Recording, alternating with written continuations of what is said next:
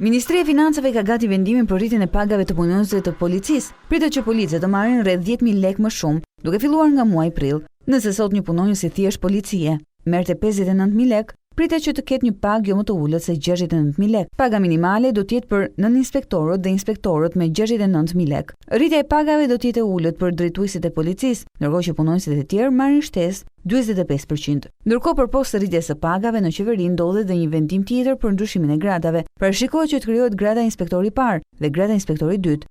Gradën inspektori i parë pritet ta përfitojnë rreth 1.000 punonjës dhe paga e tyre do të jetë 54.500 lekë. Ndërkohë gradën inspektori i dytë do ta marrin 1.135 punonjës dhe paga e tyre do të jetë 52.000 lekë. Gjithashtu ndryshimet që do të bëhen në polici prekin dhe Akademinë e Sigurisë ku aplikojnë kandidatë të rinj për policë. Tashmë, ata që do të aplikojnë për shkollën e policisë duhet të kenë dhe një vërtetim të besueshmërisë, vërtetim i cili jepet nga drejtori i policisë së shtetit dhe parashikon kontrollin e të dhënave të deklaruara. Pagat e policisë, gradat dhe ndryshimet në shkollën e policisë pritet të miratohen në mbledhjen e ardhshme të qeverisë.